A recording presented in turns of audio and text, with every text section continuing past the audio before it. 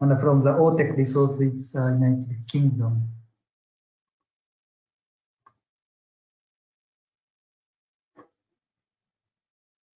So floor is yours. Thank you. Thank you very much, Tomo. Thank you to the organisers of this webinar for putting on a brilliant and well-organised event. It's an honour to be here and speak about my company and our team. I want to avoid repeating some of the previous speakers, so I'm going to give you a bit about my backstory and tell you why our company came to be, and then more pertinently, where we're going. So I was born when atmospheric CO2 levels were at 349 ppm. I know I'm really showing my age. I grew up a few miles from the North Sea in the United Kingdom, which is an island nation as well.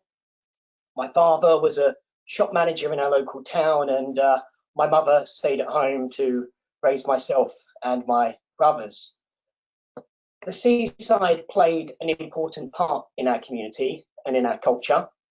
Our fish and chips came from cod from our local fishermen, and our potatoes came from our local farmers.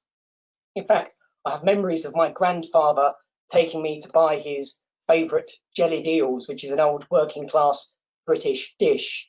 And if any of the delegates in this webinar find themselves in London, please contact me and I would love to take you to one of the few places left that you can still buy jellied eels. The sea also brought tourism to my area in the summer months. So you could say that our livelihoods came from the sea, our food, our employment, our leisure. So I've always had an immense appreciation for the sea and the natural environment. Now, fast forward to the year 2014, atmospheric CO2 levels are at 397 ppm. I was an established manager for an online fashion company. My marketing team ran campaigns to sell as much Gucci and Louis Vuitton as possible. One evening, I was watching David Attenborough's Frozen Planet. On Thin Ice was the episode, which documented the ice caps receding. I felt an immediate call that there was nothing more important in the world than being part of the effort towards reversing the effects of climate change. And the next day, I quit my job. Now, 2014, a very different world. The narrative was not nearly as much about climate change or a climate emergency as it is today. SIDS had been ringing the alarm bells for years, decades, but the rest of the world was really still asleep. I researched where I could have a meaningful impact on the development of an emerging clean technology. There was obviously a positive trajectory with solar, wind, batteries, wave and tidal a little later. These were all household names. But then I came across OTEC, Ocean Thermal Energy Conversion. And I thought, why hasn't this progressed nearly as fast as anything else? Conventional renewables seem to have a resource or efficiency barrier. Nothing was quite perfect. But the ocean thermal is 24/7. You can't switch off the ocean. My theory was really that progress was slow because of the concentration of the resource. OTEC was not going to power the United Kingdom. It's not going to power Silicon Valley or New York. It might power China a little, but it's not going to power Russia, France, Germany, Italy, Spain, Canada. And this is where the funding for research and innovation had always been concentrated. And I realized I could use my position in the UK and Europe to further the development of what I believe to be the most unique renewable energy solution. But I just quit my job. I had no money. I had little engineering experience. How do you design and build a renewable energy product from scratch with no money? Well, that was my first struggle. So I adopted a strict work ethic that I was going to read every book and every academic paper about OTEC. I called up people who had been working their entire careers in OTEC, mostly in Hawaii, and I spoke to end users that could eventually use OTEC for their power. Fast forward again to 2018, atmospheric CO2 now at 405 ppm. The answer to my struggles lied in building a team. I had my first investor from the world's only grid-connected OTEC plant. I had a team of engineers who had designed and built $100 million floating assets for the oil and gas giants. We were awarded €250,000 in grants, and we had 5 resorts in the Maldives that wanted to trial our technology. Now, consultation with our customers was paramount. It guided the design of our OTEC plant to be appropriate for off-grid small islands.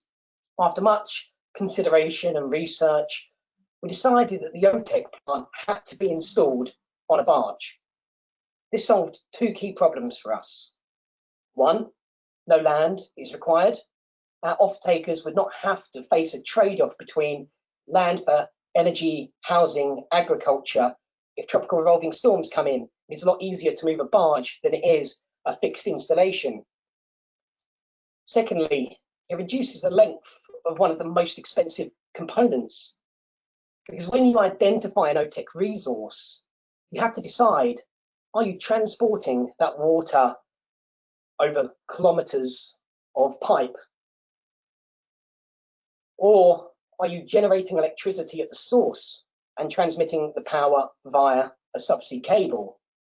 Now, there are benefits and challenges to both setups, as we've heard, but limiting the length of that pipe to be as short as possible was key for our competitive economics and also serving the broadest market possible. So we designed the OTEC barge. This is a 1.5 megawatt net system with a capacity factor of around 90 to 95%. The unit cost for a first generation OTEC barge is already lower than diesel in a lot of small island developing states. And we don't need to use any land.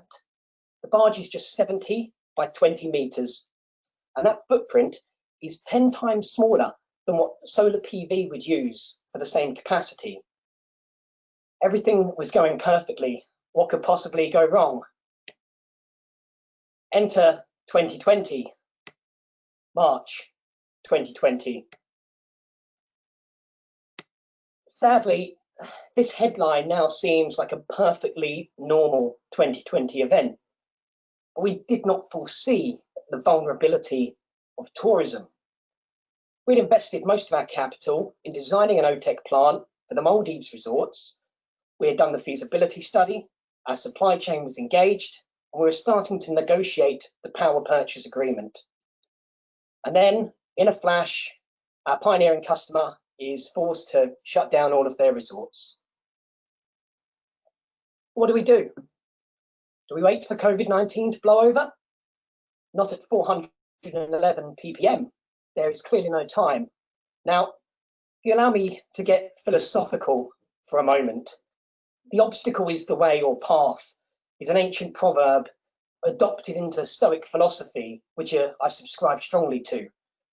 This means when a challenge or obstacle is presented in your path, an opportunity lies in navigating that obstacle. It's not a reason or means to quit or give up. So we had to find a new pathway to bringing our OTEC barge to the world. Now, where would benefit from our work or OTEC? A product that can generate 24/7 baseload power, that has a cost curve that will trend below all other fossil fuels, structures that can be designed to endure hurricanes and tsunamis, ecological superiority to solar PV. It takes up no land and it's optimum in the underserved end markets. It delivers on at least 6 SDGs. I welcome any ideas. On the 4th of May this year, I had a phone call with Dr. Al Binger of SIDS. I said, we designed this technology for small island tourist resorts, but the sector has been decimated. That conversation with Dr. Binger was our opportunity in navigating the obstacle.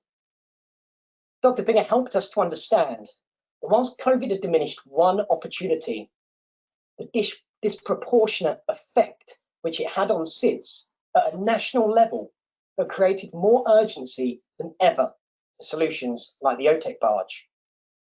Of course, the difference between a project for an island tourist resort and a national infrastructure project is quite large. And that's why we needed a public-private partnership. And this has been the best strategic decision the company has made in terms of partnerships. I wish we could have done this sooner. So why PPPs? Well, so far, our relationship with SIDSDOC has been a catalyst in forging new partnerships with us, including working with Mr. Luisilio Pinto, who sadly couldn't make it today. It enables an environment that maximizes the benefit for the SIDS, which gains trust and credibility in the partnership. It engaged the I1, which maximizes our impact on SDG 5, and it qualifies the project for numerous development incentives. Obviously, there are some challenges, which is why SIDSDOC is an ideal partner for us. The opportunity of building a policy framework isn't just focused on one nation or one geography. It can be exported to all the other SIDS. We can start building the capacity for OTEC and go all in on one nation so that all the other SIDS can benefit from the fruits. And of course, who better to communicate our plans to island people than a team of island people? So our story with SIDSDOC will truly begin in Sao Tome and Principe. This is a SIDSDOC member which is uniquely eligible for UK innovation grants. And the relationship which SIDSDOC has facilitated really supercharges our credibility. For thousands of years, these waters have been an untapped battery of solar heat energy. And there's 187 times more blue space than land. This is the Galapagos of Africa. Where better to develop a SIDS-friendly solution with land and biodiversity protection entwined than Sao Tome and Principe? These rainforests have the highest concentration of unique endemic species in the world, and we have to consider more creative solutions than just large-scale solar for SDG 7. Sao Tome and Principe understand that energy security cannot be pursued at the cost of food security or biodiversity protection. So much food is already imported. They might call them solar farms, but they're no good for food. Based on my discussions with Sao Tome and Principe, along with SIDSDOC, I have discovered a very exciting and innovative team in place. The government have a plan which they're working towards, and they have credible support from UNIDO, SIDSDOC, GEF, and other development organisations. So as it stands today, the world's first OTEC barge is going to power Sao Tome Island. Gender equality and diversity is already at the heart of the project planning.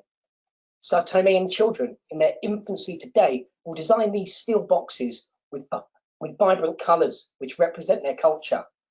International investors will visit Sao Tome as where OTEC became first commercially available, and tourists will visit eco-resorts that were the first in the world powered by the ocean. They will not have to fly over acres of concrete and solar panels. The policy framework, the technology, the business plan that we're going to build in Sao Tome and Principe is then going to be exported out to all other SIDS, which will accelerate their achievement of clean, affordable and secure energy without compromise to their land or their livelihoods. And I believe that our public-private partnership with SIDSDOC is what is going to make that a success. Thank you very much for your time, and I look forward to taking any questions. Thank you, Dan. It's a very passionate presentation.